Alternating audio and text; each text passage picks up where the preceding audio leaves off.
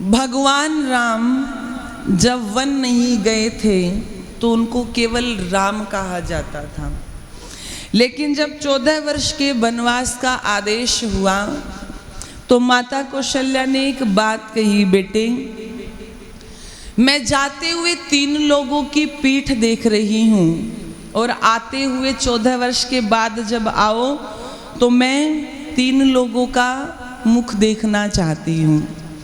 और जब 14 वर्ष के लिए वन से गए थे तो कितने लोग गए थे? 3 गए थे, और जब आए थे तो 3 ही आए थे।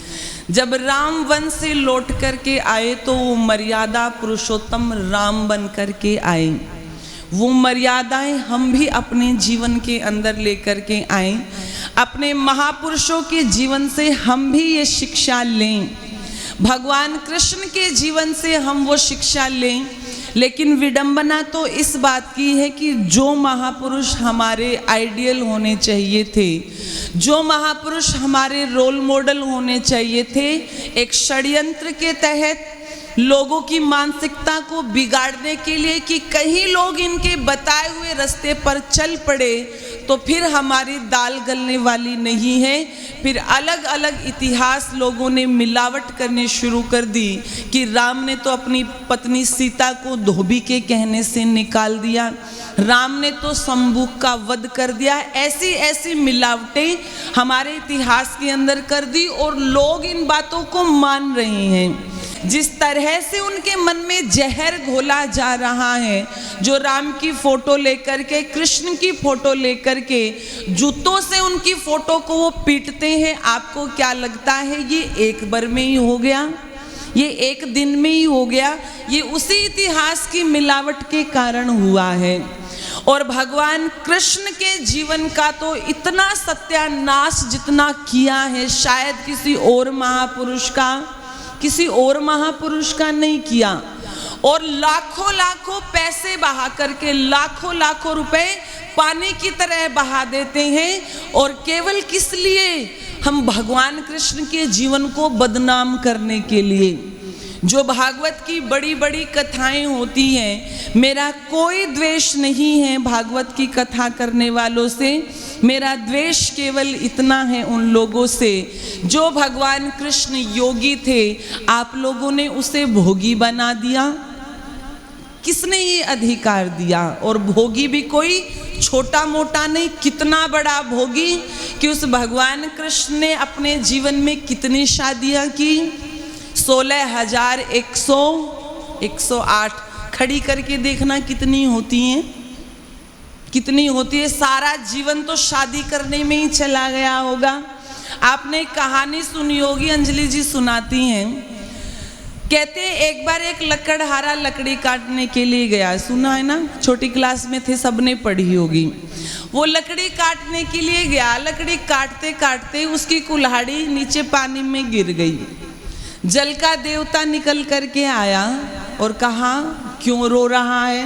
बोला जिससे मैं लकड़ियाँ काटता हूँ, जिससे मेरा घर चलता है, वो पानी में गिर गई, अब मैं कैसे लकड़ियाँ काटूंगा? उसने कहा चिंता मत कर।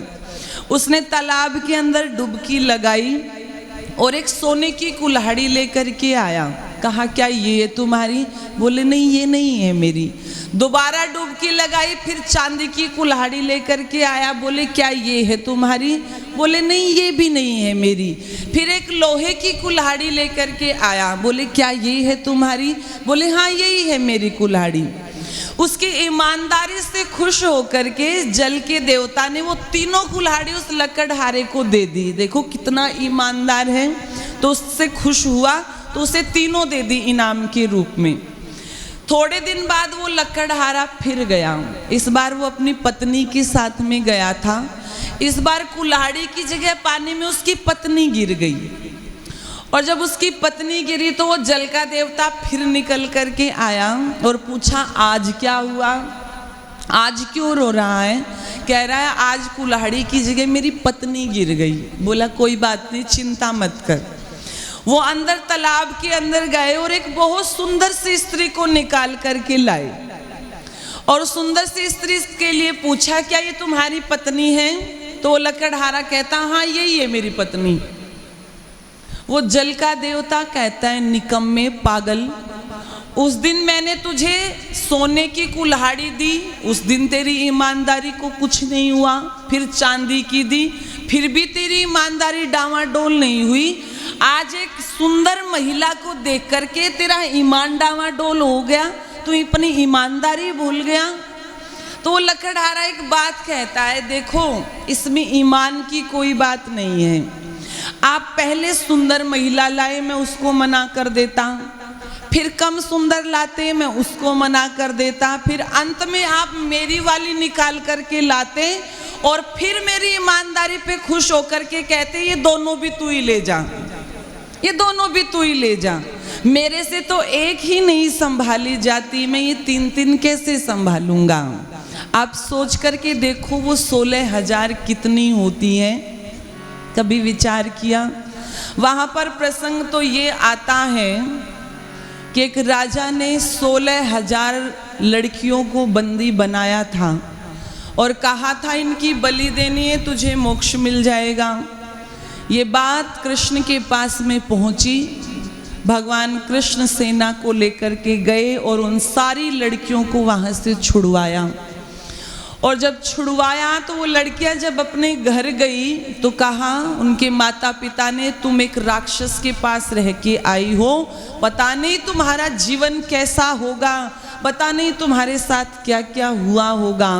जब ये बात कही तो वो लड़कियां दौड़ी दौड़ी कृष्ण के पास में आई और कहने लगे, कृष्ण ना तो परिवार स्वीकार कर रहा है, ना समाज स्वीकार कर रहा, इससे अच्छा तो वो राक्षस हमें मार देता तो कहीं अच्छा होता, हम तो कहीं की नहीं रही, हम करेंगे क्या अब। तब कृष्ण ने ये बात कही थी, चिंता क्यों करते हो, मैं हूं ना तुम्हारा पति। और पति का मतलब केवल वही नहीं होता जो मंगलसूत्र पहना देता है, जो अग्नि के चारों तरफ चक्कर काट लेता है, जिसकी मांग में सिंदूर भर दिया जाता है। पति का अर्थ होता है रक्षा करने वाला। हमारे देश का भी एक पति है, कौन? राष्ट्रपति। ऐसा तो नहीं है ना कि उन्होंने राष्ट्र के साथ फेरे ले लिए हों। अभी द्रौपदी मुर्मू जी राष्ट्रपति बनी है, सारे देश ने उनकी मांग भर दी हो, ऐसा हुआ है क्या? नहीं। पति का अर्थ होता है रक्षा करने वाला। भगवान कृष्ण कहते तुम चिंता क्यों करती हो, मैं करूंगा तुम्हारी रक्षा, मैं हूं ना तुम्हारा पति। उनकी योग्यता के अनुसार भगवान कृष्ण ने सभी लड़कियों के योग्य वर ढूंढ करके विवाह करवाई। वहां प्रसंग तो ये आता है, लेकिन इसकी जो खिचड़ी बनाई है भागवत करने वालों ने, इसीलिए ऋषि दयानंद के मुख से निकल गया। वो ऋषि दयानंद लोग जहर दे रहे हैं, हंस हंस के पी रहे हैं, लोग पत्थर फेंक रहे हैं, ऋषि दयानंद हंस रहे हैं जैसे मानो कोई फूल बरसा रहा हो। ऋषि दयानंद को जहर देने वाला जगन्नाथ ऋषि दयानंद उसे भी माफ कर देते हैं, 500 रुपए देकर के नेपाल की तरफ भेज देते हैं। लेकिन यहाँ पर ऋषि दयानंद की लेखनी नहीं रुक पाई। यहाँ तो ऋषि दयानंद के भी धैर्य का बांध टूट गया जब उन्होंने भागवत के गपोड़े सुने और ये कह दिया, अरे ओ भागवत की कथा लिखने वाले पोप, तू तेरी माँ के गर्भ में मर जाता तो कितना अच्छा होता, ना तू पैदा होता और ना हमारे योगीराज कृष्ण को बदनाम करता, तू पैदा ही ना होता। वो भागवत मंचों पर तो छोड़ो, जिसे एक स्त्री नहीं पढ़ सकती और पढ़ ले तो दूसरी महिला को सुना नहीं सकती, वो भागवत।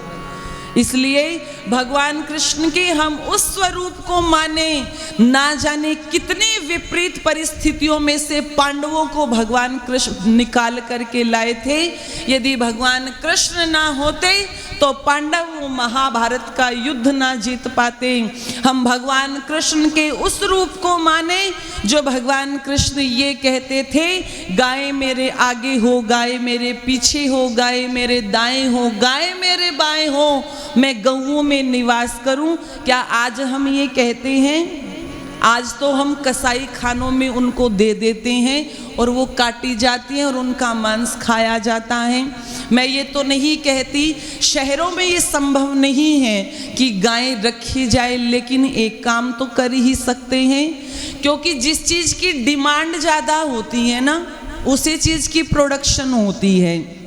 यदि गाय का दूध आप सब लेना शुरू करोगे और जब डिमांड बढ़ेगी तो लोग भैंस की जगह क्या रखेंगे, गाय रखेंगे कि डिमांड बढ़ रही है इसलिए इन गऊओं को बढ़ावा दो। तो ये भी क्या होगा, ऐसे भी आप गऊओं को बचा सकते हैं, हम ऐसे भी गऊओं की सेवा कर सकते हैं। बहुत गौशालाएं हैं, आप जाकर के एक गाय को गोद ले सकते हैं कि एक गाय का पूरे वर्ष में जितना खर्च होता है हम उस गाय का खर्च उठाएंगे।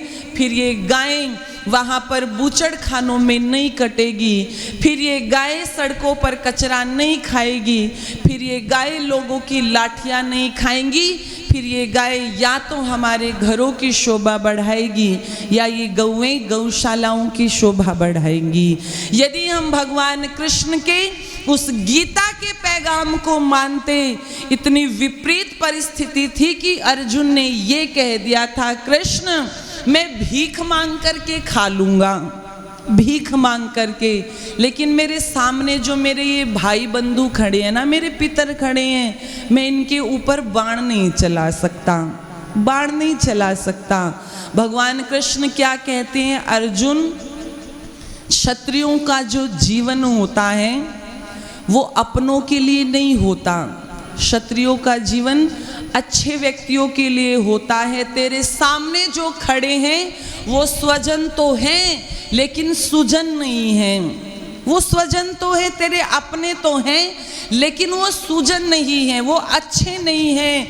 उन्होंने धर्म के मार्ग को छोड़ करके अधर्म का मार्ग चुना है और अधर्मियों का नाश करेगा। इस लोक में भी सुख मिलेगा और परलोक में भी सुख मिलेगा। घबराता क्यों है? वहाँ पर भगवान कृष्ण के वो गीता सार लोगों के घर घर में टंगा होगा।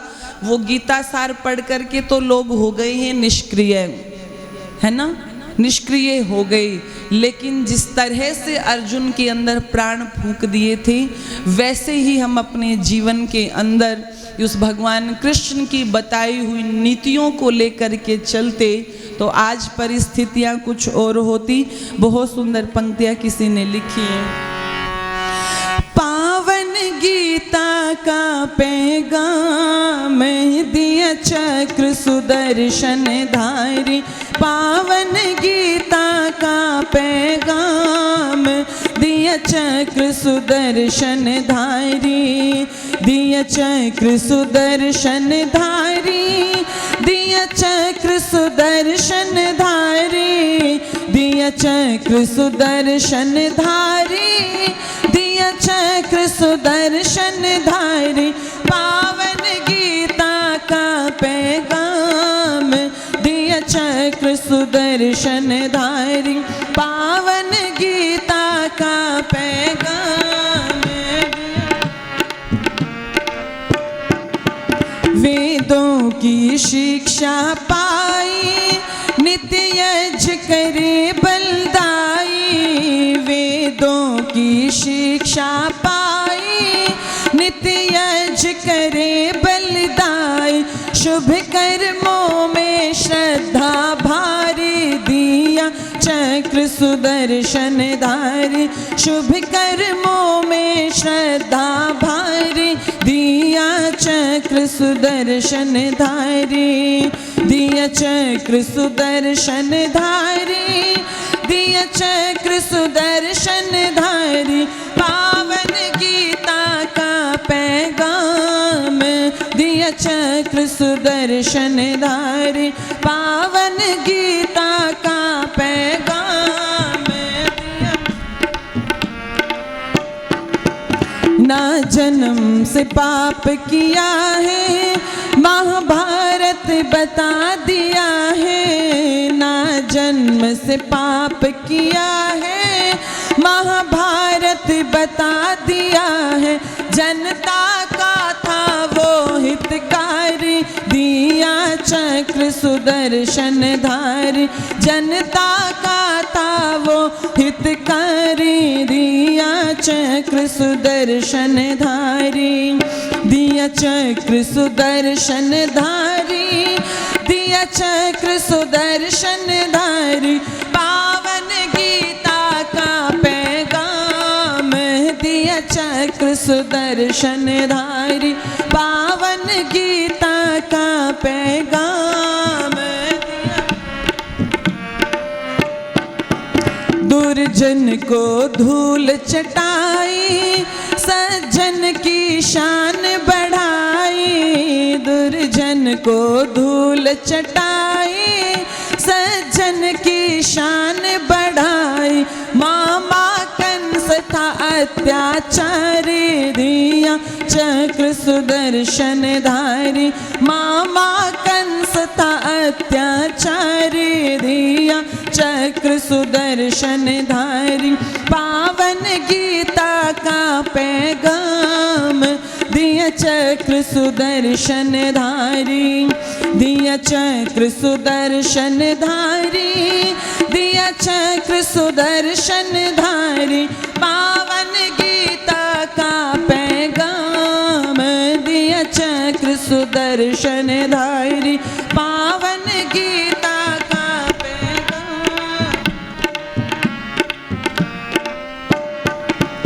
पत्नी व्रत के थे नेमी, रुक्मणी के बस थे प्रेमी। पत्नी व्रत के थे नेमी, रुक्मणी के थे बस प्रेमी। जो थे प्रद्युम्न की महतारी, दिया चक्र सुदर्शन धारी। जो थे प्रद्युम्न की महतारी, दिया चक्र सुदर्शन धारी, दिया चक्र सुदर्शन धारी, दिया चक्र सुदर्शन धारी। पावन गीता का पैगाम दिया चक्र सुदर्शन धारी, पावन गीता का पैगाम।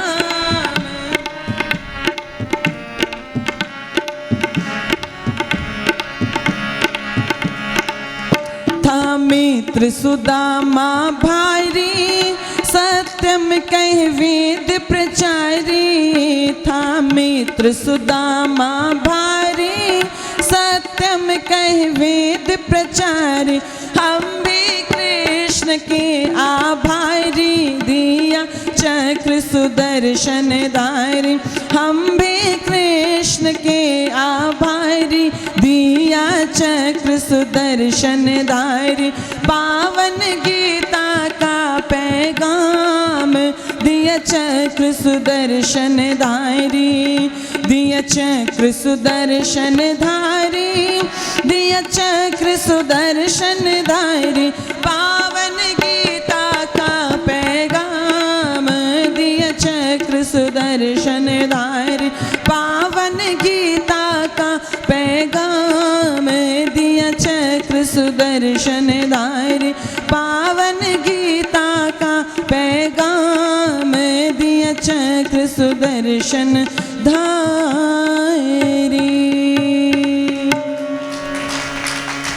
पावन गीता का पैगाम दिया चक्र सुदर्शन धारी। इसलिए ऋषि दयानंद जब सत्यार्थ प्रकाश लिखते हैं तो वहाँ पर भगवान राम के बारे में कुछ नहीं लिखते, लेकिन भगवान कृष्ण के विषय में लिखते हैं कि महाभारत के अंदर योगी राज कृष्ण का जीवन अति उत्तम, और अति उत्तम में भी कितना उत्तम, बोले आप्त पुरुषों जैसा। भगवान राम अपने जीवन में मर्यादा पुरुषोत्तम बन पाए क्योंकि परिस्थितियां अनुकूल थी, तो उनके लिए उस जीवन को व्यतीत करना आसान था। लेकिन भगवान कृष्ण के जीवन की परिस्थितियां बिल्कुल विपरीत थी, जिनकी मृत्यु जन्म से पहले ही निर्धारित हो गई हो, जिनका जन्म इतनी विपरीत परिस्थितियों में हुआ हो, लेकिन फिर भी इतनी विपरीत परिस्थितियों में भी भगवान कृष्ण इतना बड़ा कार्य करके चले गए। इसलिए ऋषिवर दयानंद की लेखनी उनके लिए चली। तो आओ ऐसे आप तो पुरुष को, ऐसे भगवान कृष्ण को, भगवान राम को हम अपने जीवन के अंदर धारण करते हुए चले, उनके बताए हुए मार्ग पर चले, तो निश्चित रूप से महापुरुषों की पूजा हम करेंगे, निश्चित रूप से हमारे जीवन का कल्याण होगा, समाज देश को एक नई दिशा मिलेगी। जैसे वो औरों के लिए जीवन जी करके गए, हम भी अपने जीवन का समय पर उपकार के लिए निकालें।